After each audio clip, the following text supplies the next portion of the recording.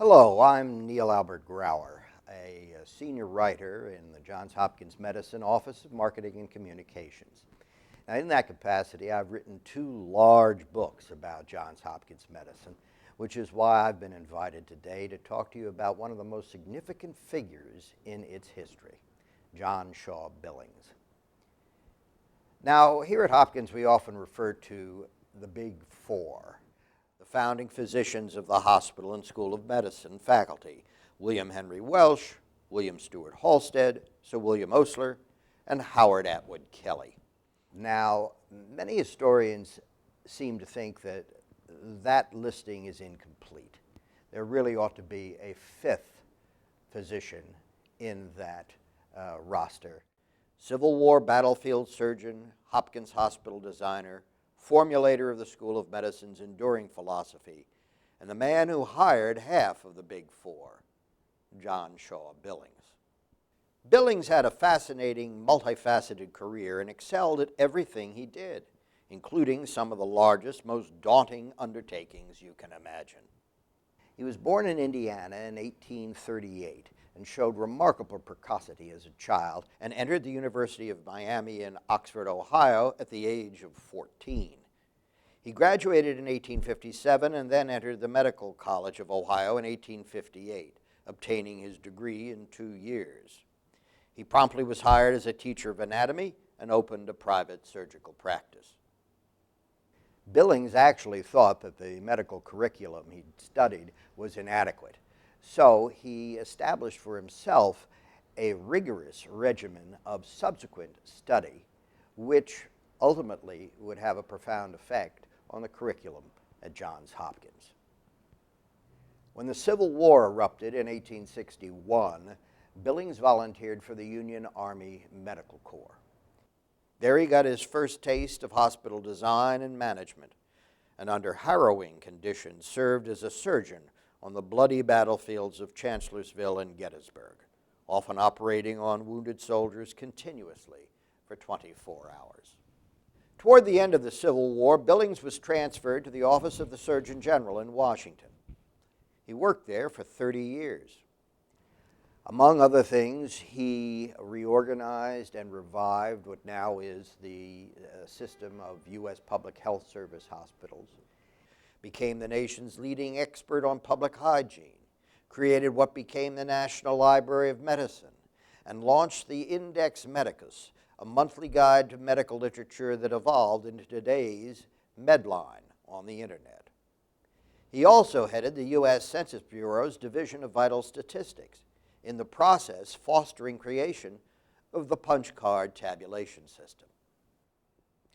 While doing all of this, Billings was contacted by the trustees of the yet-to-be-built Johns Hopkins Hospital, who recognized him as an organizational genius and the nation's foremost expert on hospital design and management.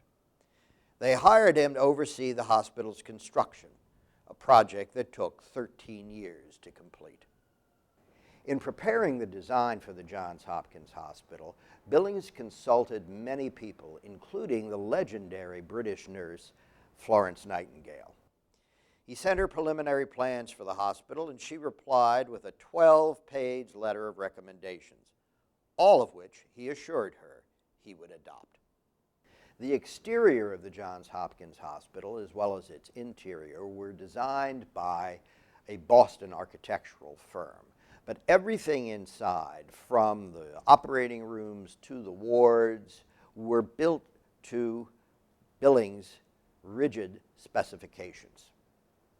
The dome atop what now is called the Billings Building, in which we're sitting today, has remained, since its opening in 1889, a beacon of hope into Baltimore.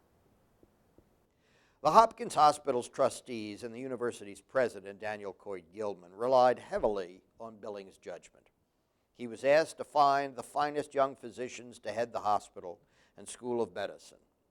Among those whom he recruited were William Henry Welsh and William Osler, two of the Big Four. Billings also was instrumental in creating the first curriculum for the School of Medicine, which opened in 1893. He even taught the school's first course in medical history.